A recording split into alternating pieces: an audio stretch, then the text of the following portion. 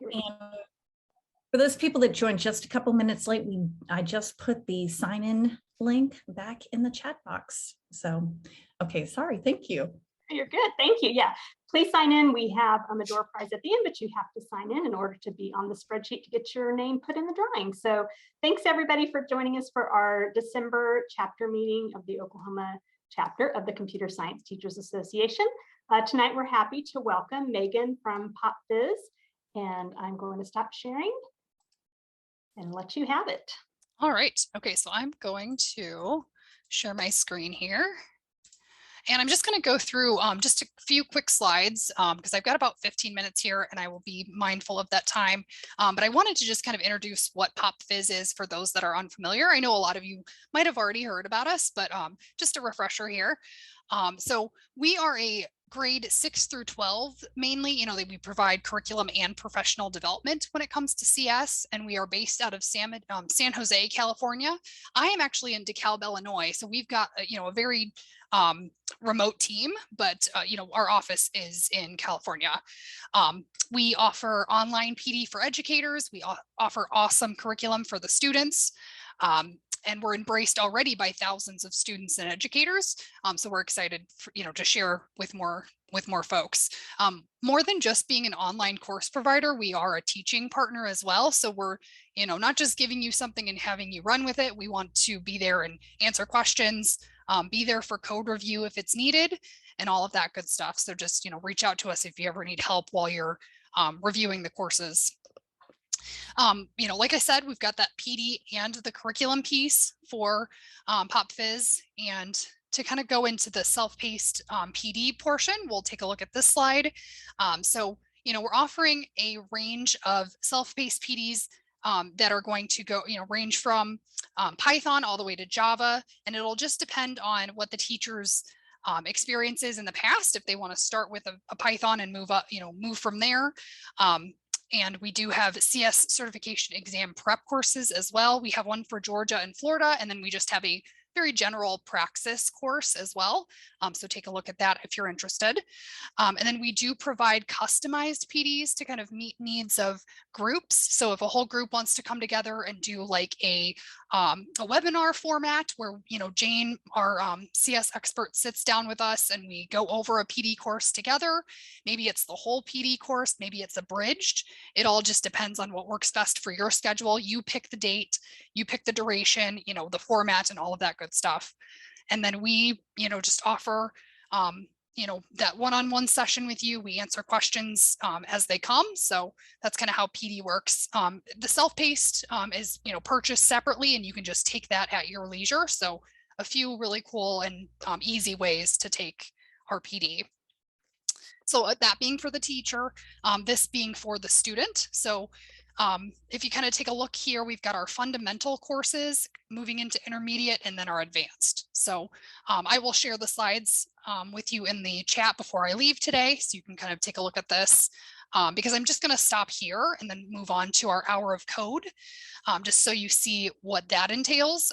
Because we're, for CS Ed Week, we wanted to introduce a few games for you guys to share with your students and kind of go from there. So if you have any questions about this slide, this just kind of generalizes the types of courses that we offer to students.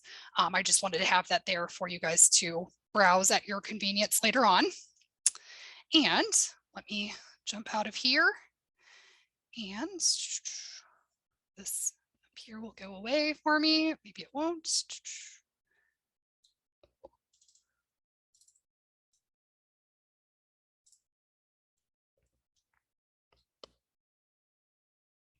Sorry, the menu at the top does not want to go away. Give me 1 second. I'm going to stop sharing and then reshare again.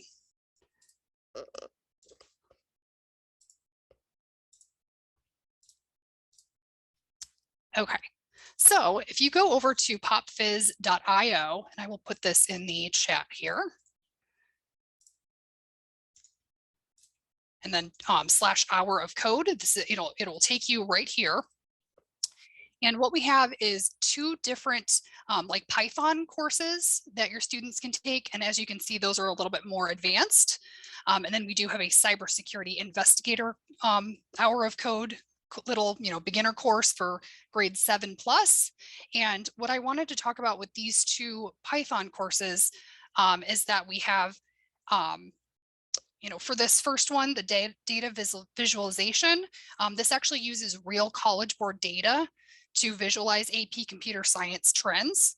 And then the second one over here is like a RetroPie game where you can actually create a Space Invader type game. So kind of very old school, like shooting your enemy type situation. It's a lot of fun. So share those with your advanced students.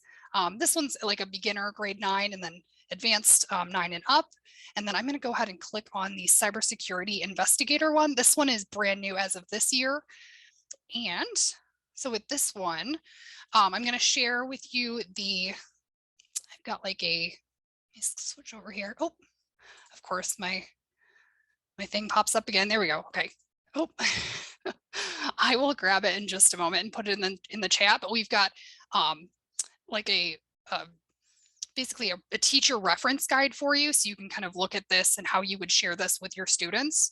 But I just wanted to highlight this part right here, so you can kind of jump through these slides, and the student will have like their own document as to kind of how to complete this activity. And they would just click through here, and they actually have a video that they can watch as well. So I will share that. So the link is already in the chat, but I'll share the teacher's guide as well, so that you can kind of walk through that and then walk your students through how to complete it. And that is about it. I'm going to wrap up there, but if you have any questions, I know everybody's on mute, but if there's anyone that wants to unmute and ask questions before I step away here, go ahead and ask away. Your hour of code activities, are they mostly for like middle school on up, or do you have things for elementary as well? So yeah, mostly middle school on up. Yes, correct. I was also curious about, you mentioned that you guys have the CS certification prep test prep. Yes. Do you know if that's geared, or if there's an Oklahoma? I don't think our certification test is the Praxis. Somebody else might know that, but I always. All I know is it's called a CEOE, and it's okay. 181 for Oklahoma. Mm-hmm.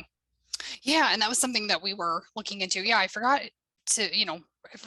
if Oklahoma had something that was specifically for the state. But now that you're saying that, I do remember that acronym. So yeah, I'll have to look into that and talk to our team about that.